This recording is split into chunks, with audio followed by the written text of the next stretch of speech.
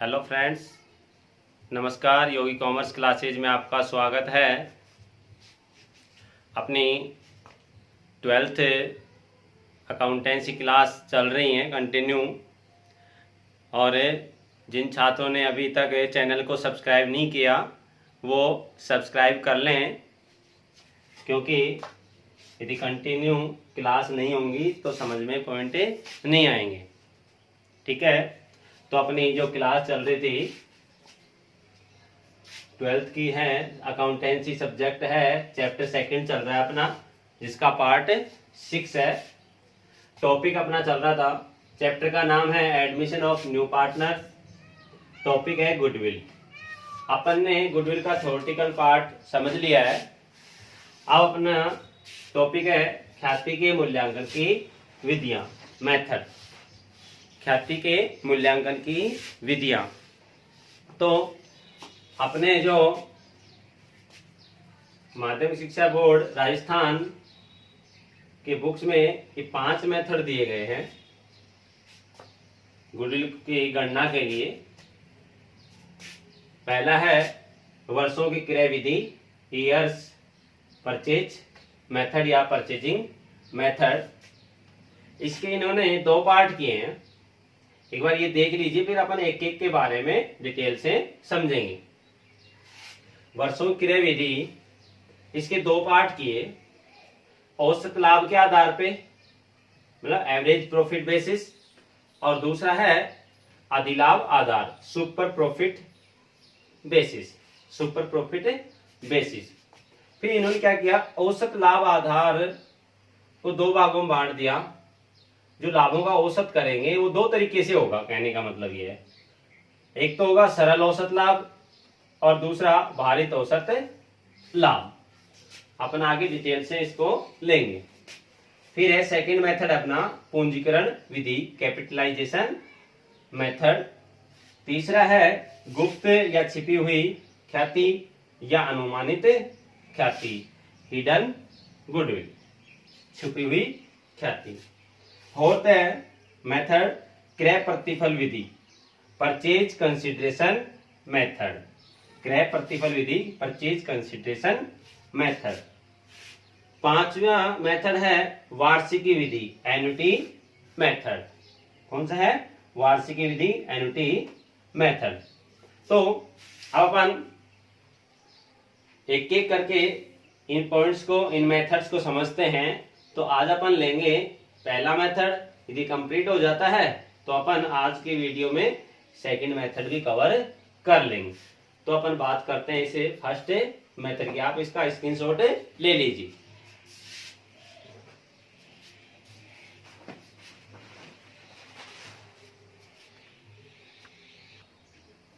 Hello friends, आज अपना पहला मेथड है वर्षों की क्रय विधि, ईयर्स परचेज मेथड या परचेजिंग मेथड। देखिए, ख्याति का मूल्यांकन व्यवसाय के लाभों के कुछ वर्षों के गुणा के आधार पर किया जाता है। ख्याति का जो मूल्यांकन है, गुडविल की जो वैल्यूएशन है, वो व्यवसाय के लाभों के कुछ वर्षों के गुणा के आधार पर किया जाता है। मतलब करंट ईयर से पहले कुछ वर्षों के लाभ दिए गए होंगे, उन लाभों का औसत करके और दिए गए वर्षों से अपन गुणा करेंगे। दिए गए वर्षों से अपन क्या करेंगे? गुणा करेंगे। ये कह रहा है वर्षों के गुणा के आधार पर।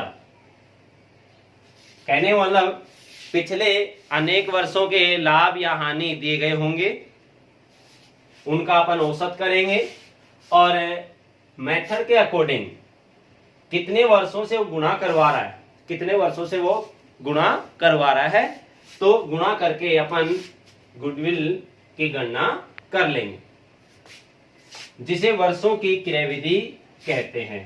इसे गुणा करने को ही क्या कहते हैं? वर्षों की क्रय विधि। क्योंकि वर्षों से क्या होता है? औसत लाभ को वर्षों से गुणा किया जाता है, जितने वर्ष के लिए क्वेश्चन में कहे। उतने वर्षों से। इसके लिए व्यवसाय के लाभों की गणना दो आधारों पर की जाती है। देखिए अब बात आती है कि औसत लाभ लेंगे अपन, औसत लाभ लेंगे तो दो आधार हैं लाभों के औसत करने के, अपने पास दो आधार हैं। एक तो हो गया अपना औसत लाभ आधार, एवरेज प्रॉफिट मेथड। क्या हो गया? Average profit method. और जो दूसरा है वो हो गया भारित औसत लाभ।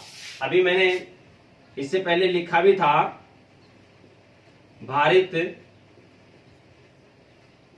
औसत लाभ, weightage average method, weightage average profit method, इन सब के बारे में अपन डिटेल से पढ़ेंगे। तो आज अपन क्या ले रहे हैं? औसत लाभ आधार पे आपको समझाया जा रहा है। तो देखिए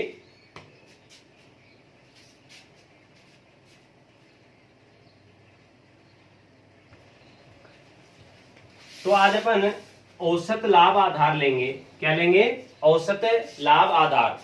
तो अपने को पिछले कुछ वर्षों के लाभ दिए गए होंगे, पिछले कुछ वर्षों के लाभ दिए गए होंगे, तो उनका क्या करना पड़ेगा? अपने को औसत करना पड़ेगा। लेकिन औसत करने से पहले उन लाभों में अपने को तीन तरीके के समायोजन करने पड़ेंगे। क्या करने पड़ेंगे? तीन तरीके के समायोजन। क्या क्या? असामान्य लाभ या आय का समायोजन, एबनॉर्मल प्रॉफिट या अपन इनकम बोल दें। दूसरा असामान्य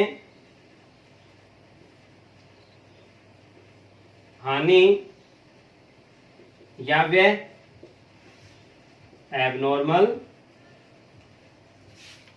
लॉस। और एक तीसरा हो गया गैर व्यापारिक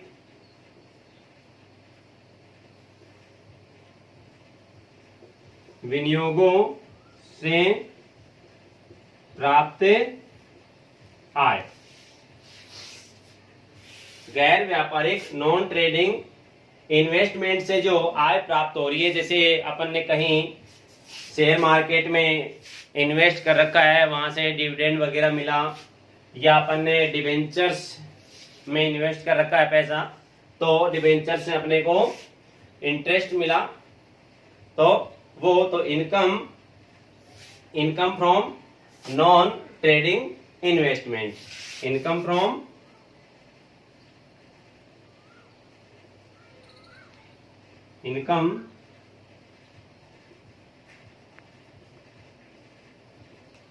non trading investment, income from non trading investment.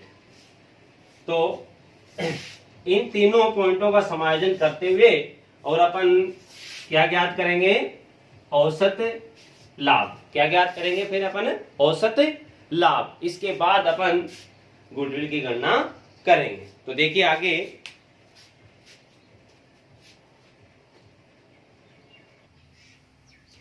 तो औसत लाभ आधार में आज अपन लेंगे सरल औसत लाभ। मैंने दो तरीके के औसत लाभ बताए आपको, एक तो सरल औसत लाभ और एक भारित औसत लाभ। तो आज अपन बात कर रहे हैं अभी फिलहाल सरल औसत लाभ, सिंपल एवरेज प्रॉफिट की।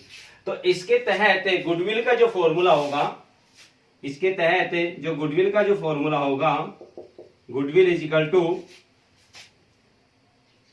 सिंपल एवरेज प्रॉफिट इसको मल्टीप्लाई करेंगे अपन क्वेश्चन में क्रय वर्ष दे रखे होंगे कि इतने वर्ष गुणा के आधार पे या इतने क्रय वर्ष के आधार पे परचेजिंग ईयर ये आपको क्वेश्चन में गिवन होगा।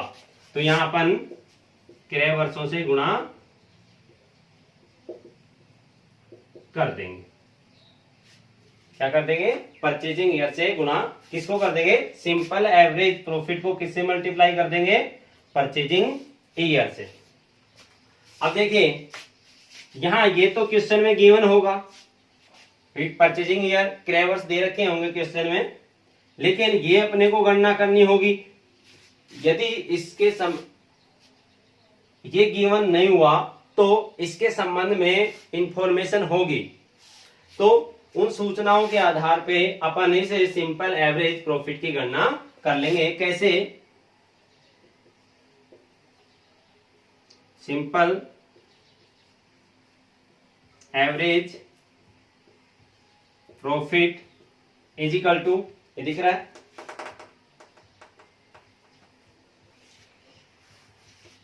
Simple average profit. ये कैसे ज्ञात होगा? क्वेश्चन में पिछले कुछ वर्षों के लाभ या हानि दी गई होंगी, तो उन लाभों को जोड़ लें और यदि हानि दी गई है तो उनको घटा दें, उनको माइनस कर दें। लाभ दिए गए जैसे 5 वर्षों के आपको लाभ या हानि दी गई है, जैसे 1 2 3 4 5, ये 5 वर्षों के लाभ दिए गए आपको। प्रॉफिट पहले वर्ष, दूसरे वर्ष प्रॉफिट, तीसरे वर्ष सपोज लॉस हो गया, चौथे वर्ष प्रॉफिट हो गया, पांचवें वर्ष प्रॉफिट हो गया। तो एक वर्ष में लॉस है तो इन चारों को जोड़ देंगे अपन, प्रॉफिट को जोड़ देंगे और माइनस कर देंगे लॉस को। फिर ये कितने वर्षों के, टोटल कितने वर्षों के लाभ है अपने पास में? 5 वर्षों के। अभी total adjusted profit divide by number of year. ये जो प्रॉफिट दिए गए हैं कितने सालों के दे रखे हैं? ये जो प्रॉफिट दे रखे हैं वो कितने सालों के दे रखे हैं? उतने ही सालों का। जैसे 5 साल का प्रॉफिट अपन ने जोड़ दिया और लॉस को माइनस कर लिया, तो जोड़ने के बाद और हैं कितने साल के? 5 साल के। तो इन 5 वर्षों के टोटल प्रॉफिट में ये तो हो गया टोटल प्रॉफिट एडजस्टेड, इसमें 5 साल का ही भाग दे देंगे, 5 वर्ष का ही भाग दे दिया जाएगा। तो अपने पास क्या आ जाएगा? Simple average profit. अपन बात करते हैं कि ये टोटल एडजस्टेड प्रॉफिट कैसे आएगा। तो आप इसका स्क्रीनशॉट ले लीजिए।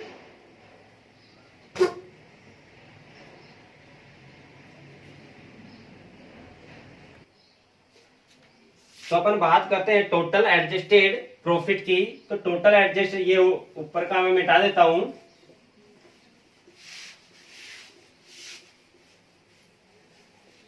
ये कैसे ज्ञात होगा? अभी मैंने इससे पहले यहां जिक्र किया था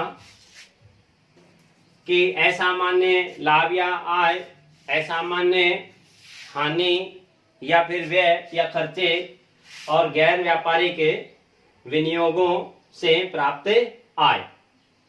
तो सपोज अपने पास में 3 वर्षों के लाभ दिए गए हैं। ये ईयर है 2011, 2012, 2013। इनके प्रॉफिट दिए गए हैं, ये प्रॉफिट भी लिख देता हूं मैं। प्रॉफिट सपोज 15,000 रुपए, ये 20,000 रुपए, ये 18,000 रुपए। अब इनमें से किसी भी वर्ष से संबंधित क्या क्या दिए गए हों अपने पास में। नंबर 1 असामान्य लाभ या आय। नंबर 2 असामान्य हानि या व्यय। नंबर 3 गैर व्यापारिक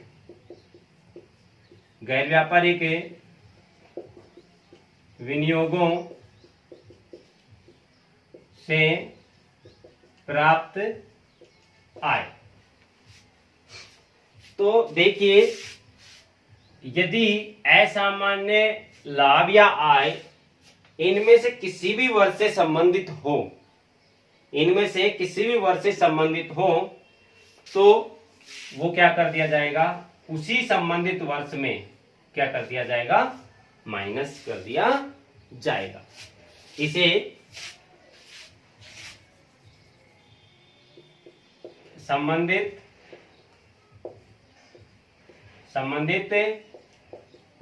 वर्ष में घटा दिया जाएगा। संबंधित वर्ष में से घटा दिया जाएगा। फिर इसे असामान्य हानि या व्यय को इसे संबंधित वर्ष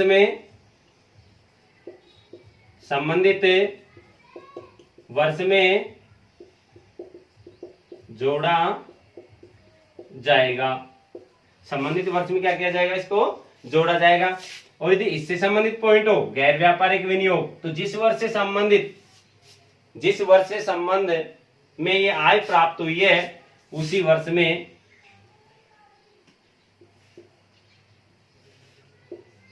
संबंधित वर्ष में से संबंधित वर्ष के लाभों में से घटा दिया जाएगा।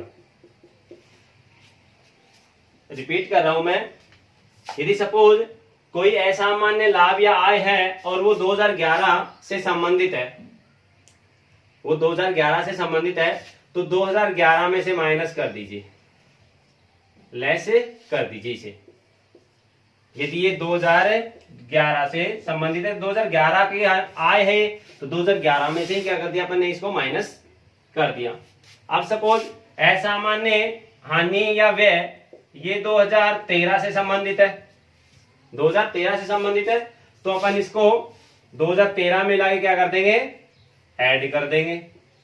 क्या कर देंगे, ऐड कर देंगे।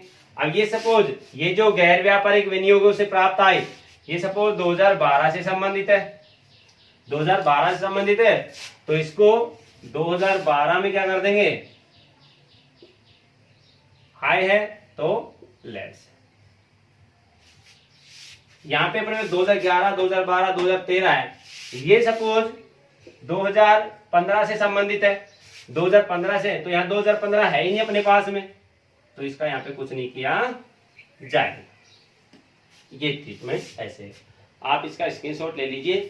तो ये सब समायोजन, ये तीनों समायोजन यदि क्वेश्चन में दिए गए हों, ये तीनों समायोजन क्वेश्चन में दिए गए हों, तो इन तीनों समायोजनों को ऐड या लेस करने के बाद जो प्रॉफिट आएगा, उनका क्या करेंगे अपन, उनका क्या करेंगे, टोटल कर लेंगे। उनका क्या कर देंगे, टोटल करेंगे। टोटल करने के बाद नंबर ऑफ ईयर्स से डिवाइड कर देंगे, नंबर ऑफ ईयर्स का भाग दे दिया जाएगा। तो समझ में आया होगा ये। इसके बाद अपन इसका एग्जाम्पल लेते हैं। आप इसका स्क्रीनशॉट ले लीजिए।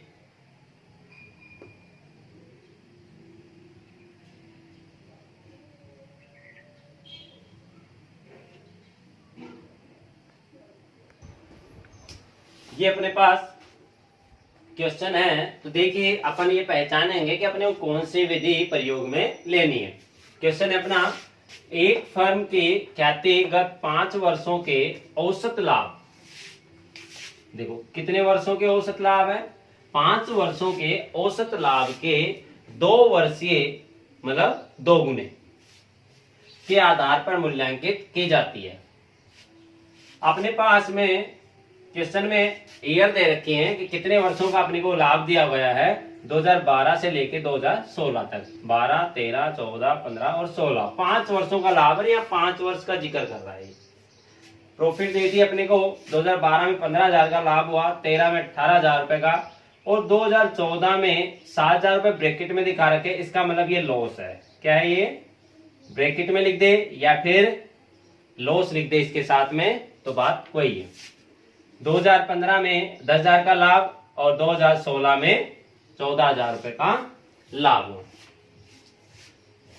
ख्याति की गणना कीजिए। तो देखिए यहां दिया हुआ है 5 वर्षों के औसत लाभ के 2 वर्षीय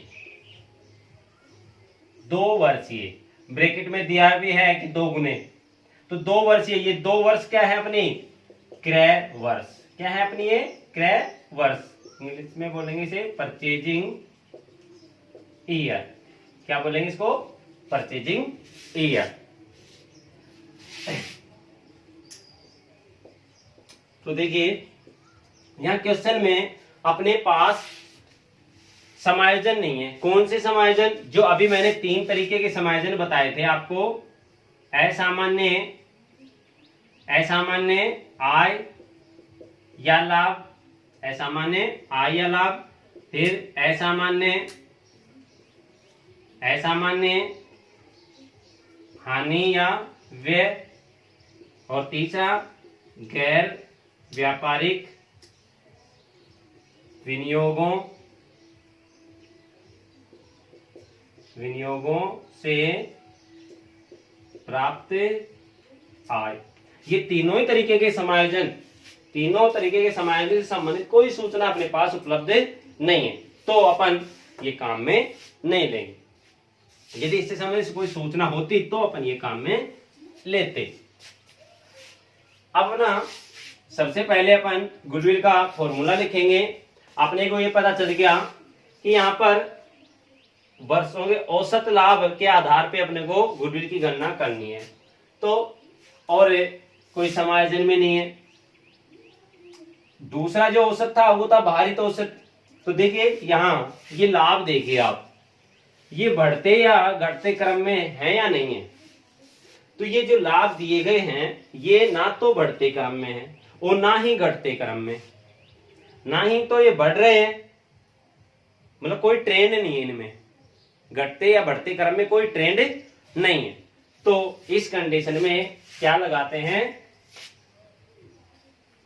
सरल औसत लाभ विधि, सरल औसत लाभ विधि, सरल औसत लाभ विधि। तो फॉर्मूला हो गया इसमें, गुडविल बराबर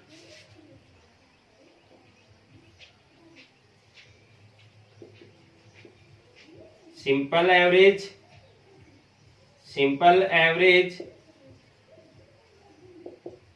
प्रॉफिट इनटू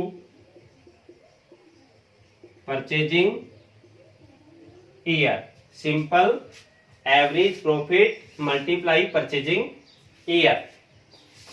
अब अपन यहाँ पे 2 लाइन का गैप दे देंगे। अब अपने पास सिंपल एवरेज प्रॉफिट नहीं है। क्या नहीं है अपने पास, सिंपल एवरेज प्रॉफिट नहीं है, तो अपन सिंपल एवरेज प्रॉफिट की गणना करेंगे। यहाँ simple average profit is equal to, अब अपने पास समायोजन एक भी नहीं है, ना तो असामान्य लाभ है, ना कोई असामान्य हानि है, ना कोई गैर व्यापारिक विनियोगों से आय है। तो बिना समायोजन के अपन क्या कर लेंगे, total profit divide by number of year,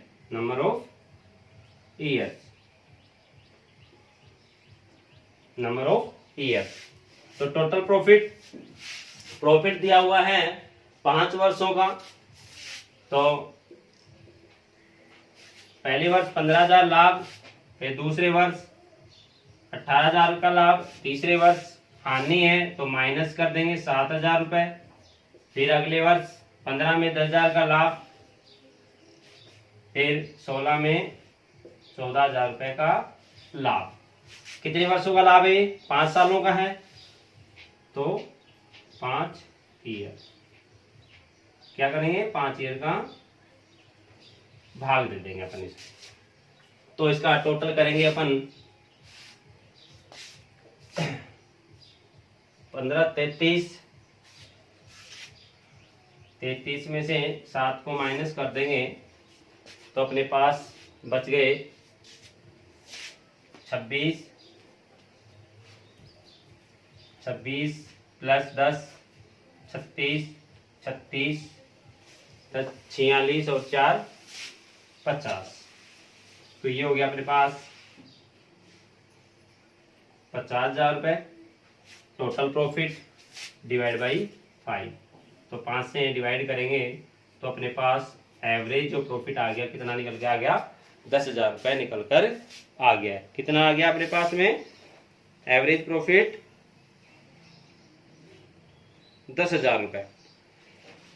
अब देखिए गुडविल का अपना फॉर्मूला है कि simple average profit multiply purchasing year. तो यहां पर अपन रखेंगे अपने पास, अब ये उपलब्ध है simple average profit. Simple average profit की गणना की अपन ने, ये अपना 10,000 रुपए, 10,000 रुपए मल्टीप्लाई परचेजिंग ईयर। तो मैंने बताया था क्रय वर्ष लेना है अपने को, तो कितने गुना के आधार पे करवा रहा है ये? 2 वर्ष ये, या 2 गुने के आधार पे ये बात मिलेगी, या फिर ये मिलेगा आपको क्रय वर्ष सीधे ही दे रखा होगा। तो 2 वर्ष दे रखे हैं तो अपन 2 से मल्टीप्लाई करेंगे। तो 10,000 को 2 से मल्टीप्लाई किया तो ये अपनी 20,000 रुपए क्या निकल कर आ गई? गुडविल। तो अपनी गुडविल हो गई 20,000 रुपए।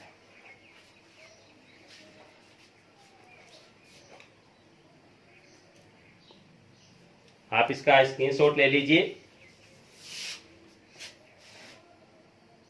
और यदि समझ में नहीं आया तो कमेंट के जरिए आप मेरे से जो भी पॉइंट आपके समझ में आया वो पॉइंट आप पूछ सकते हैं। इसे आगे का अपन नेक्स्ट क्लास में लेंगे। धन्यवाद।